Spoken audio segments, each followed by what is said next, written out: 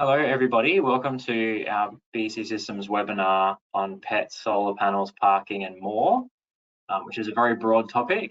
My name is Matthew Savage, I'm the Operations Manager here at BCsystems. For those who have joined before, thanks for coming back. You get more of me, more content, hopefully learn something today and answer as many questions as we have time for. For those joining for the first time, welcome, thanks for coming. If you're a BCsystems customer, this is really targeted at you directly, and I can talk a little bit about some resources we've got available and processes that are specific to our business. But if you're not a BCsystems customer yet, you'll still be able to take away a lot of learning from tonight, because 99% of what I say will be transferable to any body corporate in Queensland. If you're interstate, some of these concepts will be very similar to what your own state does, but the technicalities will be slightly different. So I'll give some resources at the end of the slide and as we go through, and reference website and some other things there too. If you've got any questions, I'll say this at the start, you can pop them in the chat or in the questions part of GoToWebinar. If we have time for them, I'll get to them. If not, we'll look at doing another FAQ style webinar not too far away, so we can pick up any questions we don't get to tonight then. And if you've got any references or want a copy of the slides or the recording, it will be provided to everybody who's registered by email after the session and after we've edited it. Okay, so we'll get going. There's people still joining, so I'll just say again, my name's Matt Savage. I'm the Strata Operations Manager at BCsystems, and here we go. So we were informed by the topics. Obviously, we put these topics out as our ideas, and we invited you to give us questions. So I've targeted the content around the questions, and that's the order we'll go through today. So we had quite a few questions sort of at the outset on intro to body corporate, how it works, what the words mean, and who does what.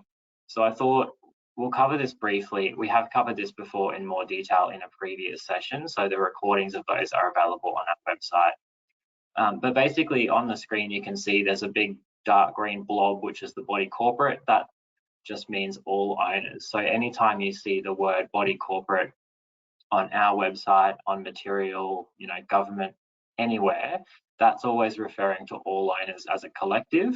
So the body corporate is the owners. Some people think the body corporate is us, but we are the body corporate manager, which is shown in blue. So we provide advice to the committee and advice to owners, and we do all your accounting, the background boring stuff. But we are not the body corporate. The body corporate is the owners, and the owners are represented by their committee, sometimes called executive committee or office bearers or just committee members. Those people are owners as well, and they get elected each year at your AGM to run the site and make the day-to-day decisions, and they are responsible for us. So they manage us. We don't manage the body corporate. The body corporate manages us as a contractor, and we work for the committee. So we help them and we guide them, but ultimately we take our instructions from the committee and from you as owners. And the caretaker is the other important circle in my Venn diagram. If your building has a caretaker, contractor, an on-site manager, someone of that nature, they do a lot of the physical work. Anything to do with the physical property, they're quite involved with.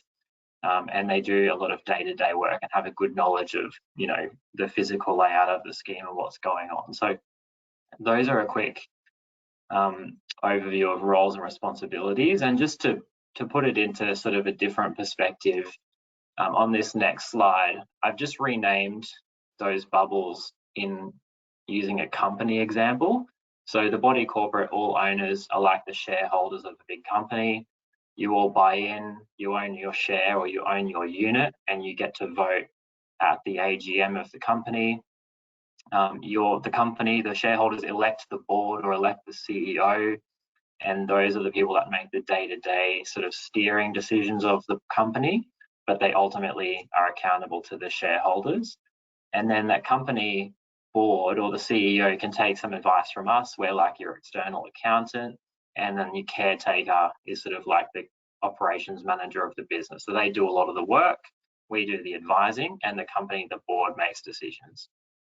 So that's just sort of a helpful way to ground our discussion tonight. When I say the body corporate is responsible for something, I'm talking about the collective of all owners are responsible for that thing jointly.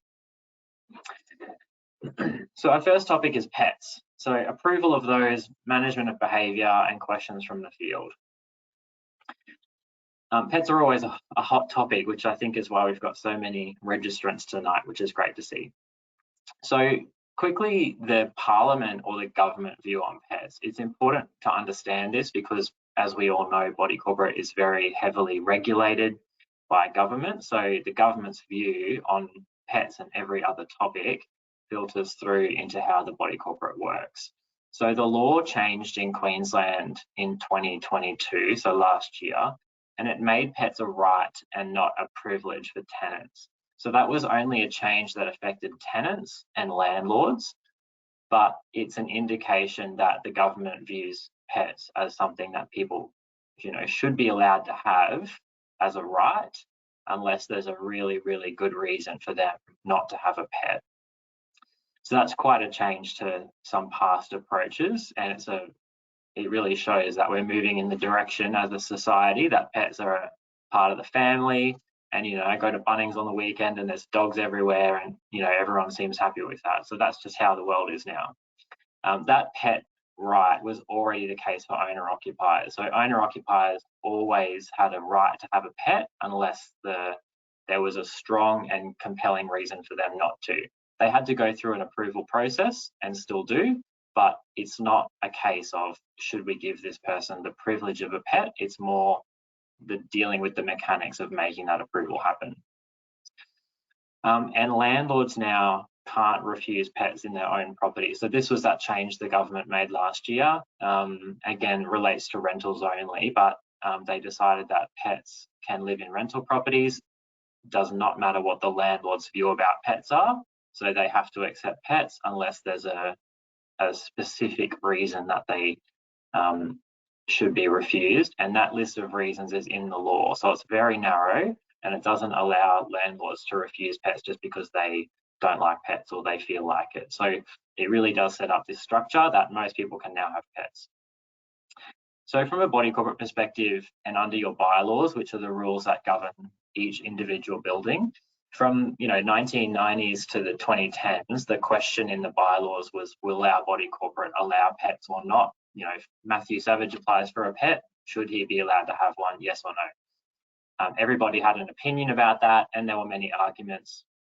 We can all understand why that would have occurred. So the government stepped in after a very, very long time of arguments, and they said, yes, you will be allowing pets, and that's how they've done that through legislative change.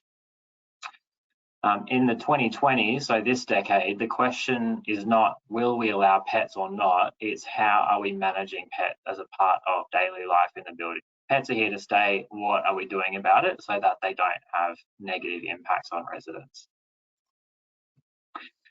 So if pets are a right, why do you all see pet approval processes? So pet approval processes in Queensland are based on the bylaws, which are custom for each building. So every single building in the state has its own bylaws. They are not all the same. Some of them, obviously follow themes, but they are all individual.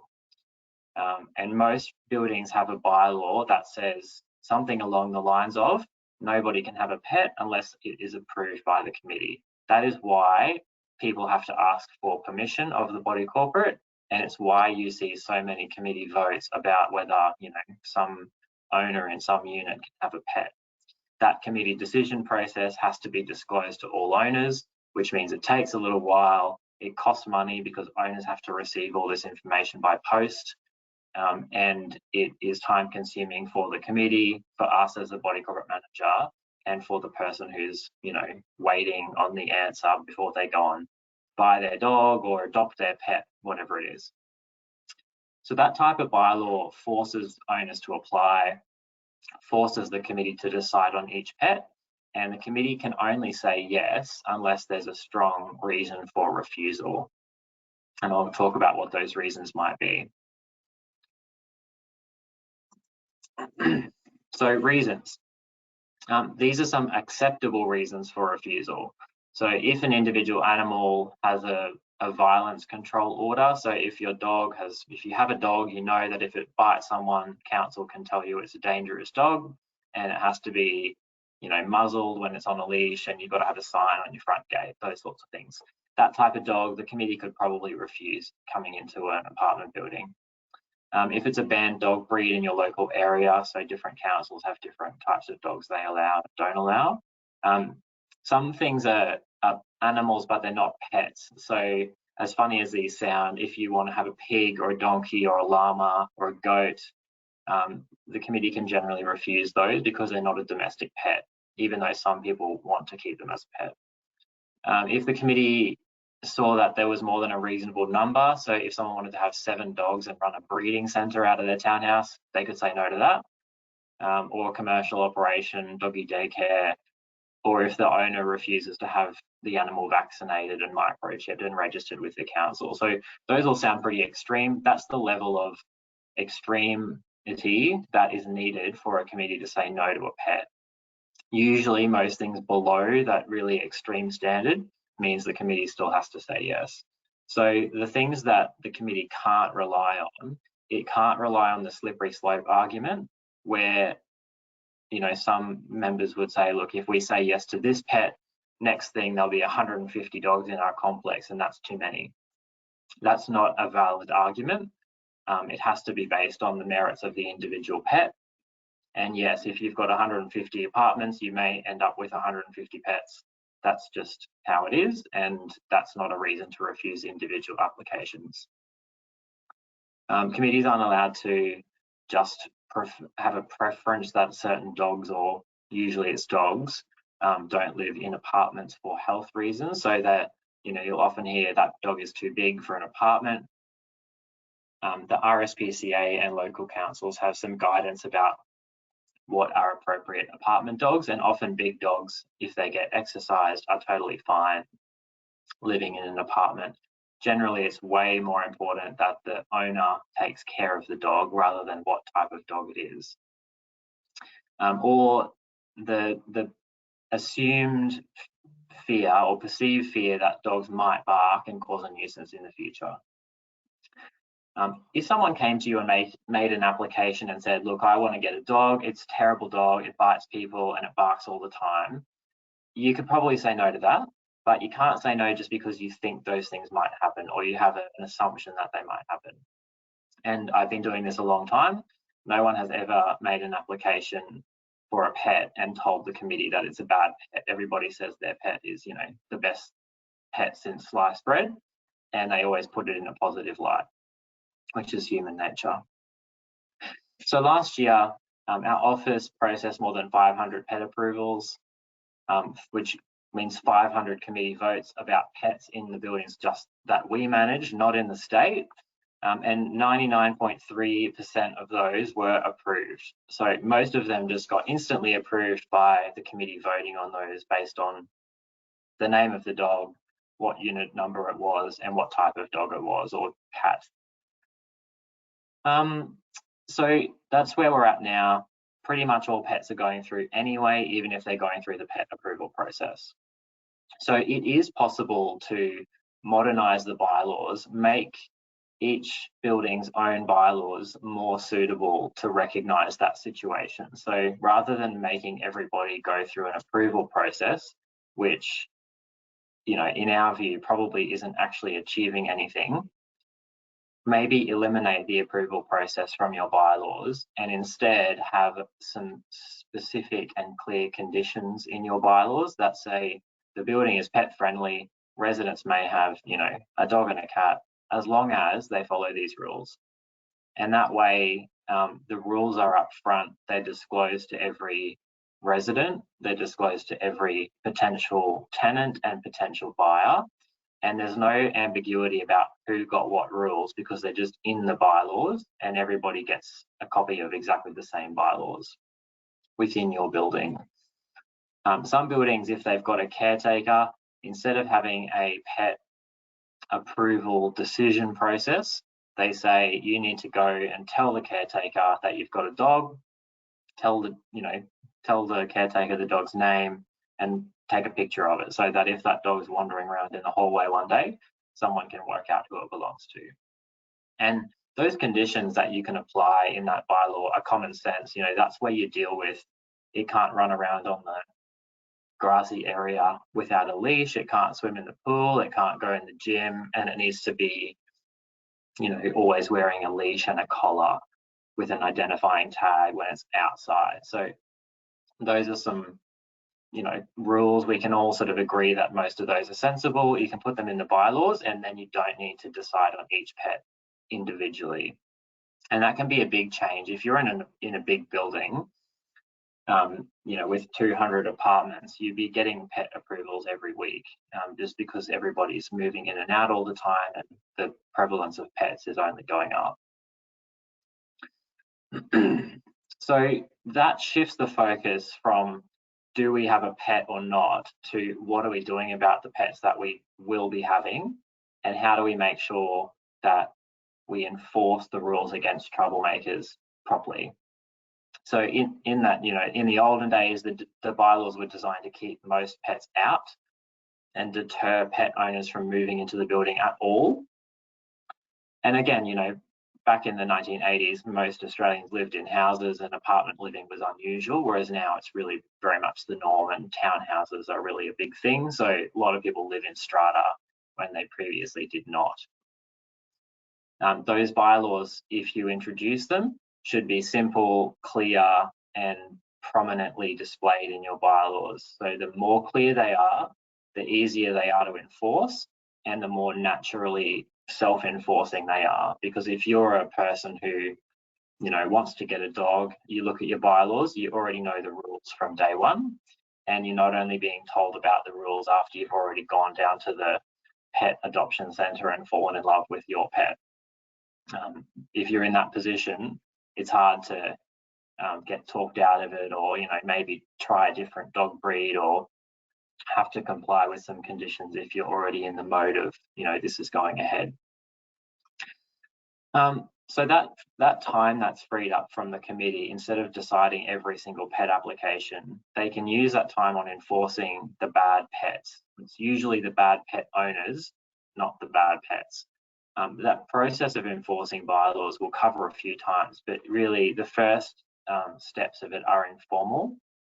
So you can give people a first warning and a final warning, and then the next step is a bylaw breach notice, and then you go to conciliation or adjudication if unresolved. And that's where the Queensland government runs a conciliation/adjudication service, and they will decide who's right and who's wrong, and make orders that someone, starts complying with the bylaws, or whatever the case may be. They sort of intervene in that.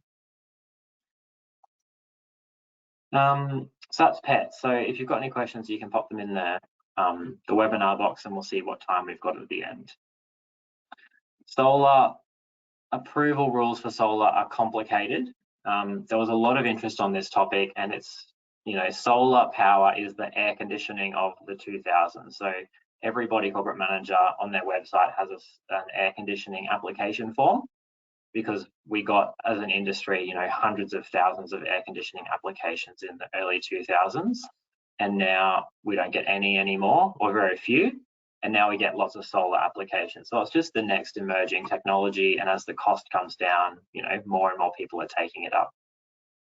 And this might sound familiar. So the government in 2010, and then they revised it in 2022 last year, made solar panels a right and not a privilege for owners. So owners in all types of property, including new housing estates and strata, can have solar power, and it prevented the body corporate and developers from blocking solar based on aesthetics, so the look of the solar panels.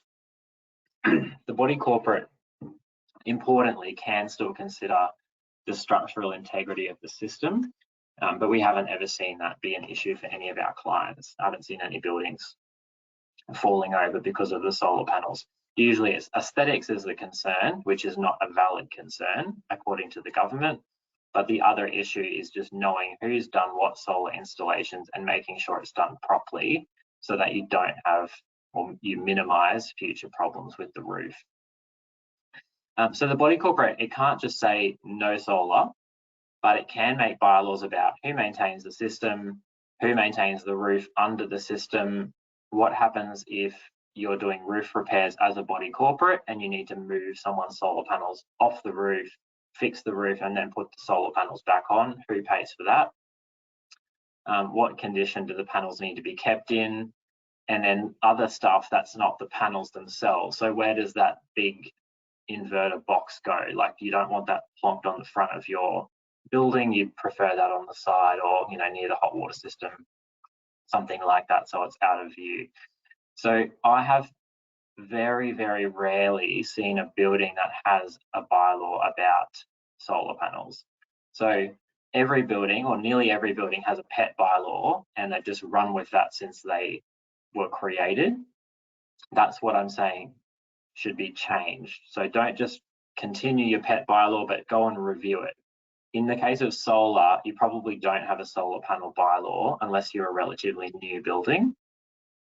And even then it can be patchy as to whether the developer gave you a bylaw or not. So you can always add a new bylaw dealing with solar panels, setting some clear rules, and then setting out what approval process your building will be using moving forward. If your building has not got its own specific bylaw about solar panels, this diagram will show you what the plan is. This is a very hotly contested area of body corporate law.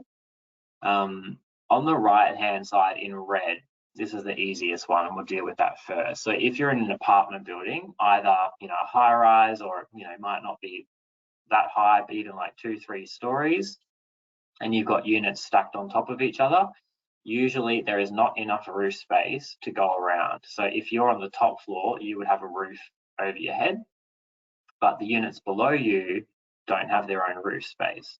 So in that type of building, the law says that the body corporate should ensure that each owner has enough space to do the same installation. And if you've got, you know, 100 apartments, there's definitely not enough room on the roof to put 100 different solar systems. Some really small apartment buildings, there might be enough roof if you divide it up carefully, but that sort of depends on the layout of the building and whether your roof has already got stuff on it, like, you know, hot water systems or a pool or something. So in those types of buildings, most owners can't have individual systems just from that physical restriction, but the body corporate may use the space that is available and install a shared system where the solar energy goes into the body corporate's meter and runs your lift or runs your common area lighting. So nobody's individual power bills get lower, but the body corporate's power bill gets lower, which means your levies could be lower. So that's the type of solar installation you would look at in an apartment building most of the time. On the left under our blue heading, these are the buildings where everybody usually has their own roof. So you're either in a townhouse or a duplex, might be a group of 2, group of 3 or more in a row, but everybody usually, you know, whether you're 1 or 2 stories, usually you've got your own patch of roof above just your lot. Or houses. So some strata schemes are a series of freestanding houses. They obviously have their own roof. So that's the sort of physical building we're thinking about here. It looks like a house or a duplex. Under those types, there's 2 different plans that exist. So in the green is a standard format plan, and in the yellow is a building format plan. So standard format plan first. I just had a look at our client list. Only about 10% of our clients are under a standard format plan, 90% under a building format plan.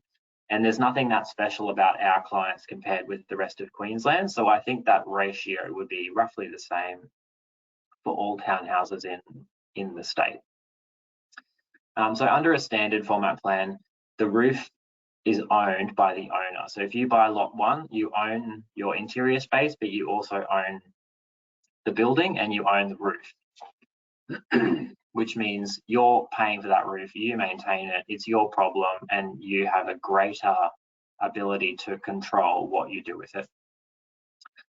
In a standard format plan, bylaws will still generally require approval for solar. The committee can't say no solar, but they can have some input as to placement, access, disruption, parking. So you might have a general bylaw that says any changes need to be approved because, there's limited parking and you don't want to have tradies blocking the road. So that type of approval might still exist, even if it's not specifically related to solar.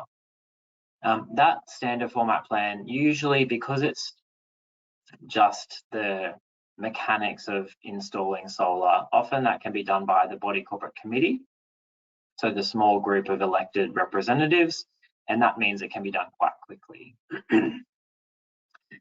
Contrasting with that, under the building format plan, which is most people in townhouses and duplexes, in those types of plans, the body corporate owns the roof. So you own the space inside your lot, inside your townhouse, whatever it is, and the body corporate owns the exterior envelope of it, and it owns the roof on top of it.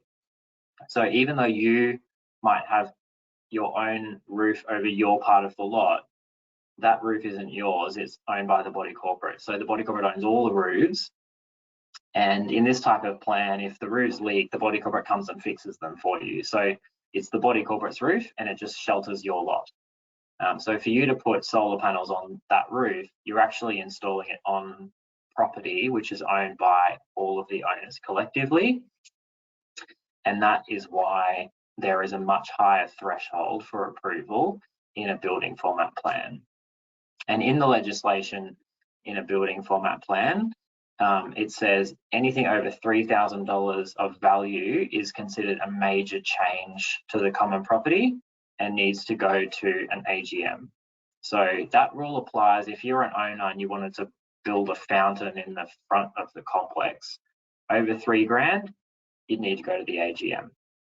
And that seems intuitive because you wouldn't want people just making random improvements or changes to the property without all the other owners' agreement. So in my fountain example, everybody sort of thinks, okay, well, that makes sense.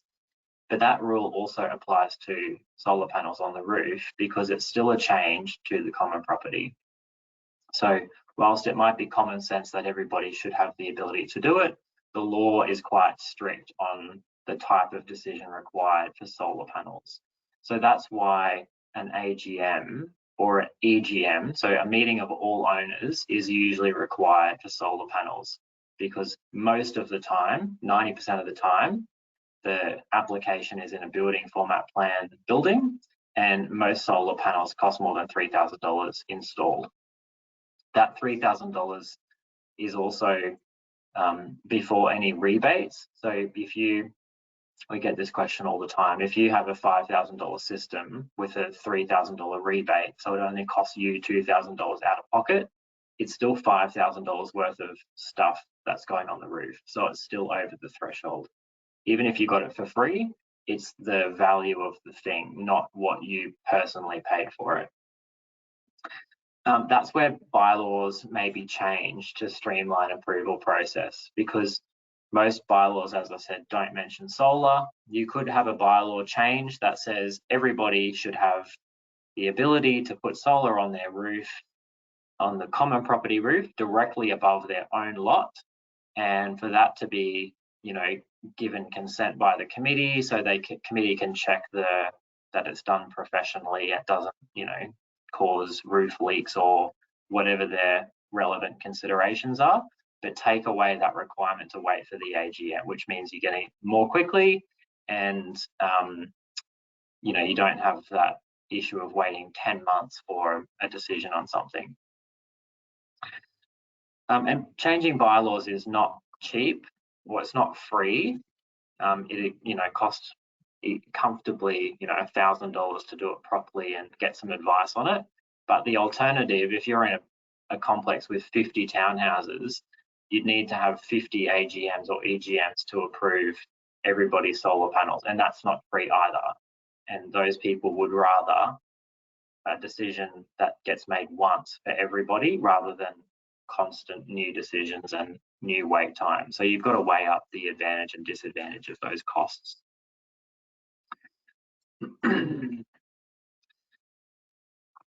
I've basically just covered this in the last slide. So why is it so much harder to get approval under that BFP?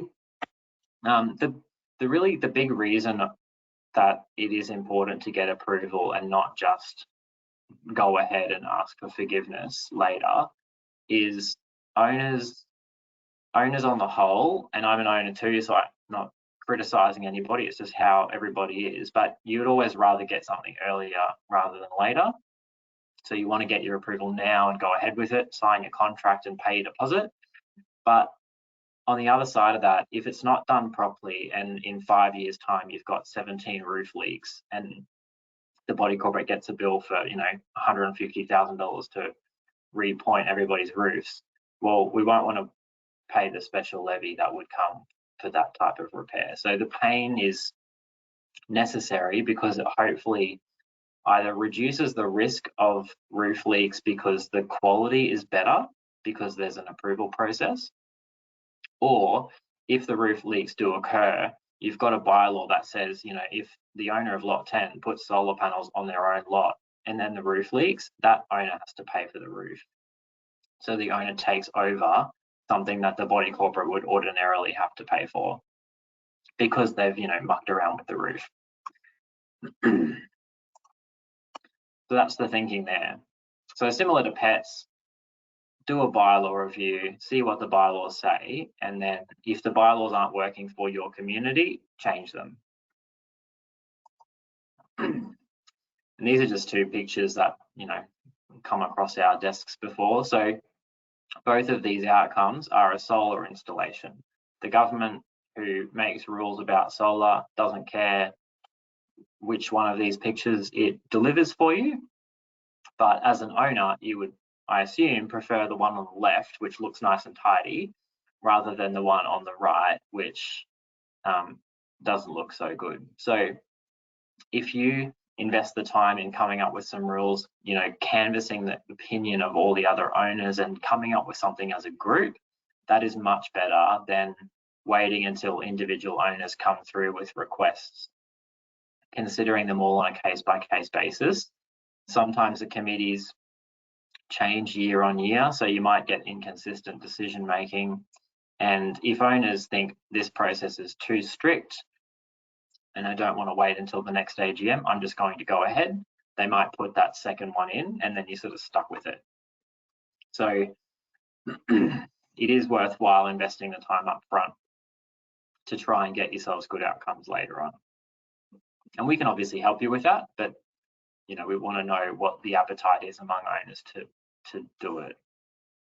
And as I mentioned at the top, we work for the owner. So if this is not your priority, we don't want to spend your money on it if you don't want us to. But if you want to go ahead with it, this is the perfect thing to raise at an AGM or a committee meeting. Ask for some help from your Strata manager at BCsystems, and we can certainly help you out with the resources to make this sort of thing happen. Parking. Next on my top 3 hit list items for issues in buildings. So there's no new news on parking. Nothing's changed. It's still sort of frustrating generally, but we'll give you a refresher on the current status, and you might take away something that you could, try and implement a bit differently in your own scheme. So parking problems are usually in these 3 categories. So visitor parking, abuse of the visitor parking, usually residents parking in it. First category. Second one is residents parking incorrectly within the complex in other areas. So parking in garden beds, parking on the driveway, blocking other people's access, that sort of thing. And then the third one is total strangers parking in your scheme. So if you're in a busy area, you might get these random people who drive into your building, park in your visitor parking, and then catch the train into the city. That type of thing is totally separate again. So visitor parking first. Visitor parking, very importantly, is controlled by your bylaws, yes, but also by the local council, and that rule is to minimise traffic congestion on the street. So if you're a developer and you have a site and you want to build apartment, townhouses, whatever on it, council will tell you how many, based on how many units you want to build, they'll tell you how many car parks you need and how many visitor car parks. Developers make zero profit on visitor car parks because they can't sell them to anybody and they can't rent them out. So they do not put in more than you need. If your building has, 7 visitor car parks, 19 or 27 or whatever the number is, I bet you that that is the absolute minimum that the developer was required to put in. And if they had extra spare land lying around, they usually would do something else with it, like build another townhouse or, put some thing in that they can get an advantage out of. It's just how profit works. So pretty much every scheme in Queensland already has the absolute bare minimum number of spaces. That means that the ones that you do have, you can't do anything else with them because they must be visitor car parking spaces. So you can't rent them out, you can't turn them into bin areas, you can't turn them into cricket pitches, you can't let residents use them either, you can't rent them to residents, you can't give them to residents as exclusive use areas. They must be there for visitors to achieve that planning goal of not having all the visitors of everybody parking out on the road. If someone's breaching the bylaws about visitor parking, they are breaching a bylaw, they're also breaching the local planning law and the development approval for the building. So it's a special type of bylaw because council is very interested in it. So who are visitors? So visitors are people who do not live at the property. It includes grandmas, mothers-in-law, boyfriends, girlfriends, carers. Any other person who's not a resident of that unit is a visitor. They also have to be visiting someone. So that's what makes it different to a public car park. They don't need to be a resident of the building, but they need to be visiting someone who is a resident.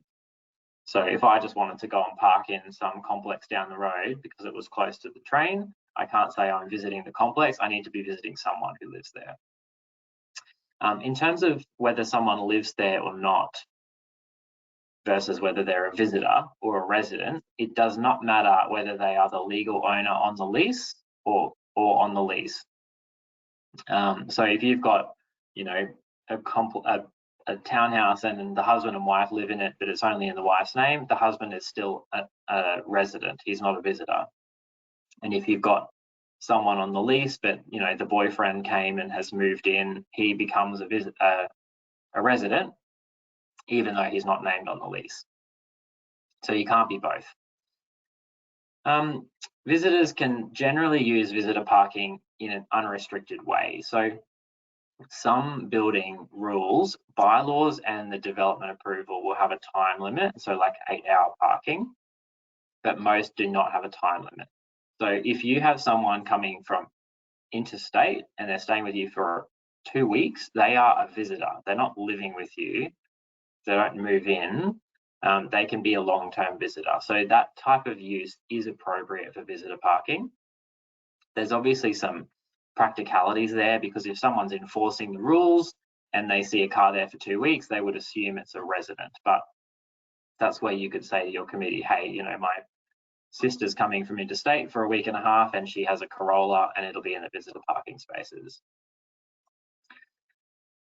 Enforcement of visitor parking. So if a resident or an occupier is parking in there, you know who they are and you can issue them with those warnings. So the first and final warning, bylaw contravention notice, conciliation or adjudication. So exactly the same process as with pets. If you don't know who the car belongs to, someone needs to work it out. We generally can't do that because we are not on site and we don't know who the residents are typically. So usually someone on site needs to just be a bit of a detective and try and work it out. If we can't work it out, that's when we can suggest doing like a complex-wide warning letter or reminder to try and either encourage compliance via a blanket approach or flush out that culprit. They might get dobbed in by somebody who, might know who they are. Residents parking incorrectly. So same kind of idea as visitor parking, different because the council's not so involved in it. But if residents are parking in places where a car is able to go, so like a loading bay or a reversing area, the only way to handle that is with either signage if they are parking there because they think they misunderstand the bylaws. That way you can increase their knowledge and hopefully they stop doing it. Or if they do know that they're in the wrong and they're doing it anyway, you just have to use that bylaw breach process. The process does work. It does not work instantly, but it does work. You need to know who they are, and it's quite clear and stepped out.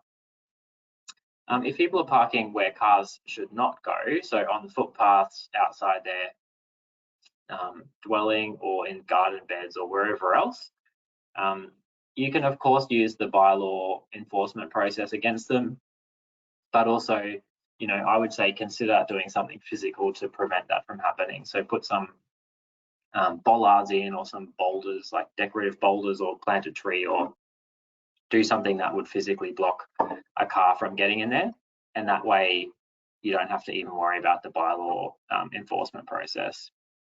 So just an idea, some committees get really stuck into that bylaw process and think, there might actually be a way to just solve this once and for all with a bit of investment. So the third category is strangers parking in the scheme. So this happens near a stadium, hospital, bus station, shopping centre, anywhere where parking is tight. And particularly if your complex is not gated, people will regularly come in there, park their car and leave. The body corporate bylaws do not apply to random strangers. The bylaws only apply to owners and residents, including tenants. So if you're a person who's got no affiliation with that complex, A, the bylaws don't apply to you, and B, there's nothing that the complex can do to enforce the bylaws against you because they don't know who you are. So you're just trespassing, basically. That means they also don't have protection from towing in the same way that residents do. So body corporate can tow a person if they don't have any association with your scheme. A body corporate can't tow owners or tenants or other occupiers because they have to get that bylaw process.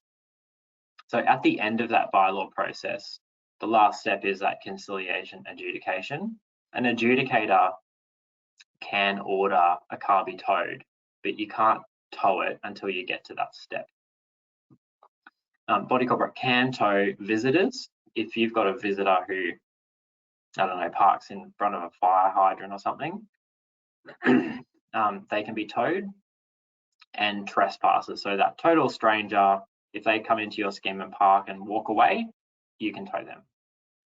When I say you can tow people, there are still rules, of course, around towing. Those are regulated by the I think it's the Tow Truck Act or something like that.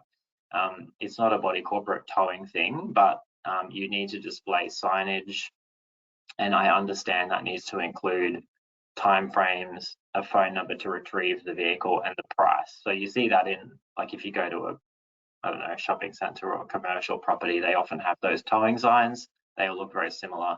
That's the sort of thing that your body corporate would need in order to tow visitors or trespassers away from your complex. And again, there might be some alternate solutions if that's the problem you're experiencing. So your body corporate could consider installing a gate and an intercom if it doesn't already have one. That's probably going to be expensive, but might be a permanent solution to your problem.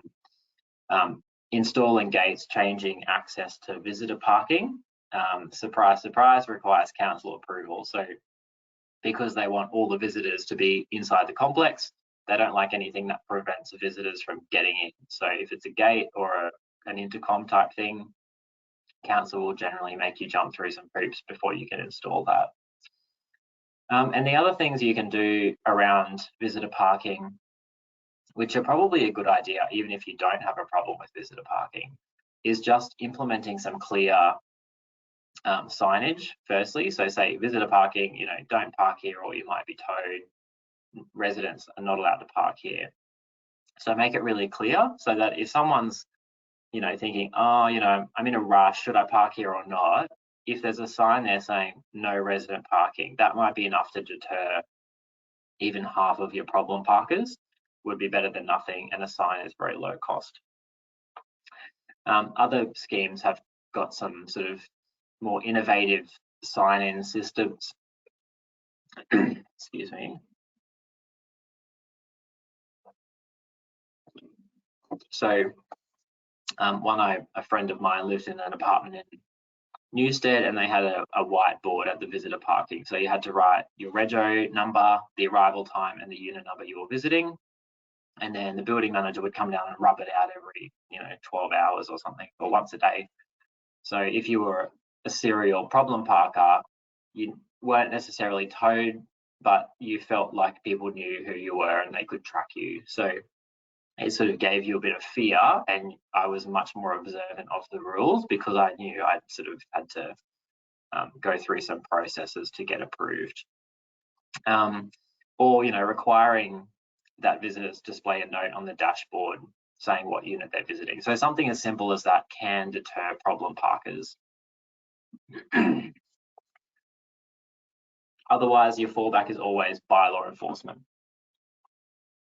So bylaws generally, we've talked about them a lot. They're obviously very related to these three topics tonight. That's why they're all together.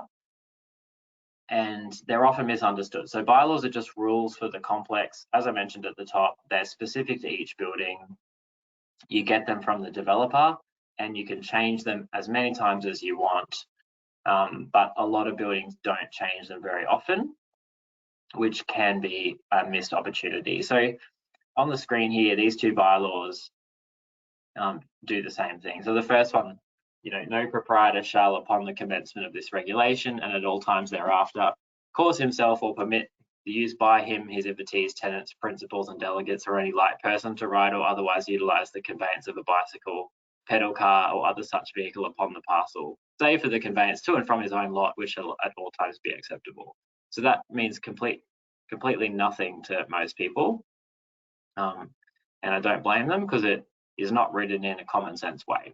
So that means you can't ride a motorbike, a bicycle or a pedal car unless you're using it to get to your own lot. This type of bylaw is what a lot of buildings have, particularly if it's an old building. So prior to 1997, they really were written in this format quite a lot. And a lot of buildings still have those because they've never reviewed them. So the other way to say that, the better way, is to just say exactly what you mean. So the second example there, you can't ride a bicycle for recreation on the common property roadway.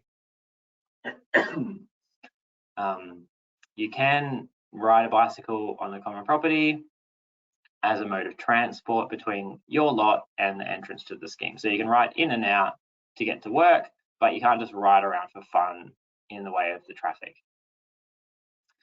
So those two things, it's a bit of a stark example, but that's the sort of thing we see in complexes, and both of them are equally valid in terms of enforcement. If someone's riding a bicycle, you could use both of those bylaws and they would have exactly the same level of usefulness in a conciliation or adjudication. But what they don't do equally is the first one doesn't communicate the rules very well. So if you're a buyer and you've just bought into this complex and you read that, you probably don't know what you're supposed to do. With the second one, most people will know the rules, which means, the compliance is increased. But also, if you're talking with your neighbour, that neighbour might say, oh, by the way, you're not allowed to ride your bike in the roadway. So you get that benefit of like a community approach to bylaws, rather than the bylaws seeming like some abstract legal thing. They just become a pretty normal basic rule that everybody can understand. That understanding is then important for my next point. Read the bylaws objectively. So this particular bylaw, I copied and pasted out of an actual scheme bylaw an hour ago. This bylaw says that an owner shall be responsible for the conduct of their children, and that the children should only play on the common roadway when they're supervised. So most children playing complaints, the complaint is not the lack of supervision, it's the fact that the children are playing cricket in the driveway of a 200 townhouse scheme, and there's cars and trucks coming in and out, and it's not safe. So usually it's a safety thing, which it makes perfect sense to me. But if we got a complaint from this committee and they said, help us enforce the bylaw, in that picture, there's two, what I assume are the mums of these kids standing there. So they're supervising them. So they're not breaching that bylaw because they're supervised. So that bylaw does nothing to stop that situation. So I'm not saying that situation should be stopped, but if that's the goal, the bylaw needs to actually do that. It might be good enough for some people to think, oh, I'll use some common sense, and I probably shouldn't let my kids play cricket, in the common area driveway of 200 dwellings. But not everybody has common sense, and people have different interpretations. And if you get to that breach step or conciliation or adjudication, this would fail because they're not actually breaching the bylaw at all. So that's why reviewing them is important. And I say read them objectively and just think about what are the ways you could, read a bylaw, and then how could you get around it? And are you as an owner comfortable that that bylaw actually addresses the problem that it's obviously trying to address? In this case, that bylaw does not address the problem it's trying to address. So reviewing bylaws, my quote at the bottom, a well-functioning government is constantly passing legislation, improving things for people, closing loopholes, and responding to new challenges. And a body corporate is just a small government. It's governing the 100 apartments or 4 apartments, and it's run by the committee. So that's basically what it is. So as a group, don't be afraid of changing bylaws or introducing new rules or deleting old rules. So if you're doing this review to make sure your bylaws are good and you can then enforce them, don't just throw them all out and start from scratch, because that's a waste of time. And you'll be reworking things that are probably pretty good at the moment, or they're, most of them might be okay. So, just read them with a highlighter and highlight the areas of question, and then discuss them with your committee members as a group, and come up with some common ground. Don't try and have a specific rule for every single possible thing that might ever happen. So this is a very, very common trap. Something happens in a building, someone's riding a unicycle and shouting at the top of his lungs, and then the body corporate says, okay, new bylaw, you cannot ride a unicycle and shout at the top of your lungs. And then, the next person rides a skateboard and is shouting, and that bylaw does nothing to help that new problem because it's too specific. So you would have 2 bylaws saying, you can't ride around on the common property on a skateboard, and the second bylaw is you can't make a noise that causes a nuisance to other people. So target the problem in a broad way, but in a way that most foreseeable problems could be sort of captured by that bylaw. And don't have a do it once and put it in a drawer approach. So as I said at the start, it's a live document. It should be constantly reviewed. And there's plenty of times a building will do a major bylaw review, change, 30 of their bylaws. and then we'll go to enforce something like that, the children playing on the roadway, and we'll go to start the breach process, and we realize, oh, it's actually not even in there. And when the body corporate talked about this with the lawyer, that was obviously overlooked. So rather than think, oh, we've missed the opportunity, we'll just do another change. So if your bylaws haven't been changed in 30 years, it'll be a big job. But if you've done that big job this year and then you want to make another change next year, it becomes very easy and cheap to make, consequential changes and keep the bylaws on the improvement rather than let them sort of get old and become irrelevant. So do think broadly about what rules are needed. You want to let people live in the complex because it's not a prison. So you've got to balance that enjoyment with protecting people's rights and safety, and review them regularly and ensure that they're understandable by the average person. So if you put these to an AGM and people don't know what they say, those aren't good bylaws. Even if they target a problem, 99% of people do try and comply with the bylaws. So it's important for those 99% of people to actually understand them. And the 1% of people who are going to do the wrong thing, that's when the bylaws need to be useful as an enforcement tool. But most of the usefulness of bylaws is in information and, deterring problems before they actually occur. So enforcing bylaws, there's been heaps of questions about how do I enforce this problem, or can this occur? Is this allowed? Is this not allowed? The questions that say, is it allowed or not allowed? Look at the bylaws. Enforcing them, look at exactly what the behavior is that's causing a problem. So what you know what the person's doing, but what about what they're doing is the problem? So if someone's, running around, screaming, there's not going to be a bylaw that says you cannot run around screaming. So you're looking for the nuisance caused by that is noise. So looking for a noise bylaw that's broad and that person's creating a nuisance to others. So that's the type of thing we're looking for. If it's not covered under a bylaw, if you read the bylaws and you can't find anything that covers it, then it probably isn't covered, and that's a good opportunity to change the bylaws.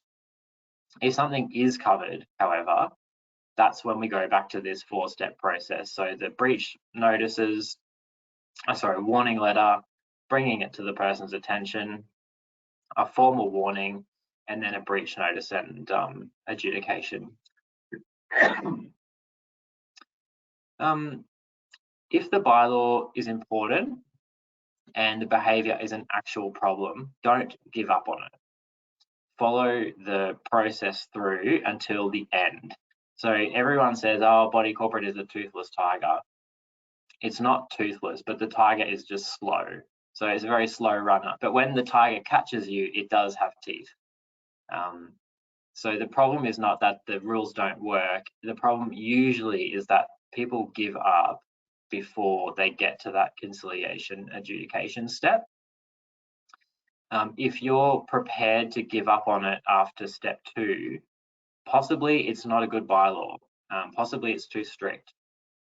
If you think, oh, well, the bylaw says no washing should be hung outside, but this person's only got one t-shirt occasionally, therefore we're not going to bother them with adjudication, then you probably should change the bylaw to make it less strict. If you're prepared to accept a lesser outcome, make your bylaw reflect what you're prepared to accept as a community. If it's something serious, like, you can't run a restaurant from your apartment, well, yeah, you need to go all the way through, because that would have all sorts of implications if that was allowed to continue. And in no world should that be compromised on. So if it is an issue, follow through with it. If your committee group is wavering on whether you should or shouldn't follow through with it, that is a good idea or a good prompt to go back and review that bylaw. So don't allow bylaws to go ignored. Either enforce them properly or change them. If you ignore some bylaws, it's very difficult to make owners comply with other bylaws. And whenever we send a bylaw letter out saying, you know, dear Mr. Owner, you can't, you can't park your car in the front garden bed. Usually they respond and say, well, the committee member also parks her car in the visitor parking, and I heard her having a barbecue at 9 o'clock last night when the pool shuts at 8. So all these minor infractions get brought up as reasons why people shouldn't comply. So don't ignore bylaw breaches. Enforce them or change the bylaws so people know that all bylaws that are in the document will be enforced and need to be complied with. Enforcement of bylaws, your caretaker, if you have one, can assist with the initial reminders and warnings. That's all they can do. So they can bring the issue to someone's attention via, a knock on the door, hey, your car's in the wrong spot, can you move it?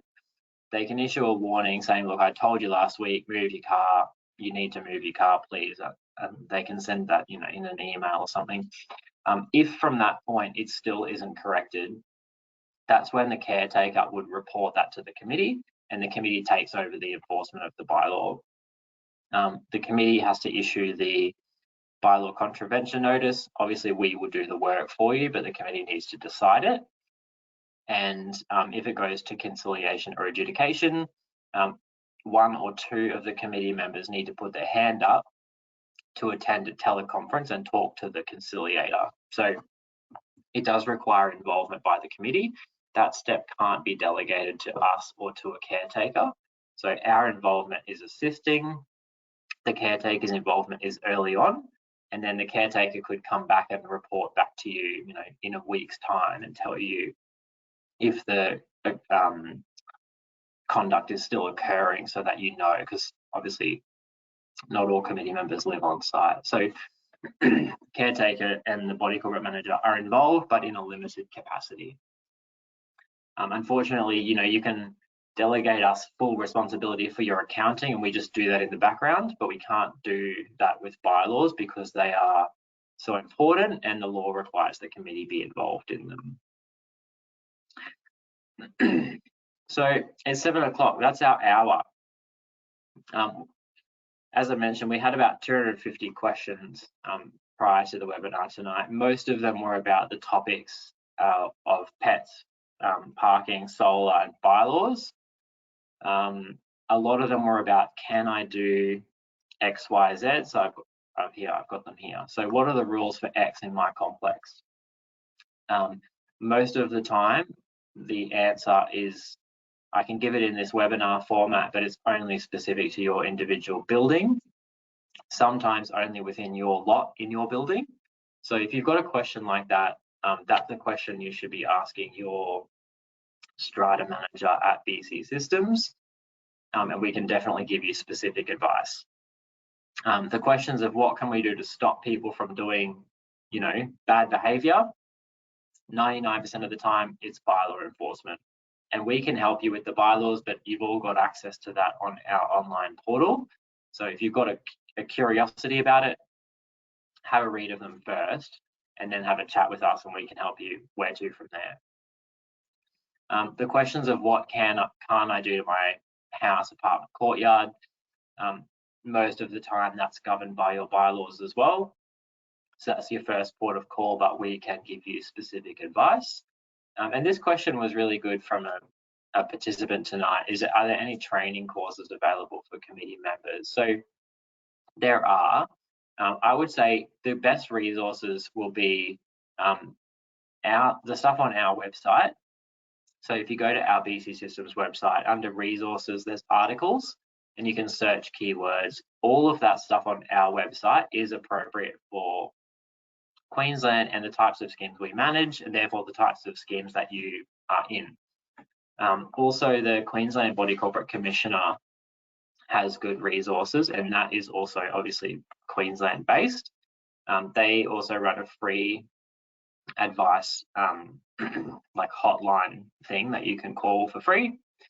Their advice will only be as good as what you tell them. So if you're not sure whether you're a building format plan or a standard format plan, for example, and you ring and ask about solar, they won't be able to answer it because you don't know what plan type you are. So I'd say call us first, and if we can't answer it or you want a second opinion, at least you can sort of get a bit more context about your question and ask a better question of the Commissioner's resources. But in terms of committee training, there's no course, and you can be a committee member, as I'm sure many on this call are, for 10 years and still be constantly encountering new challenges, as are we in the industry.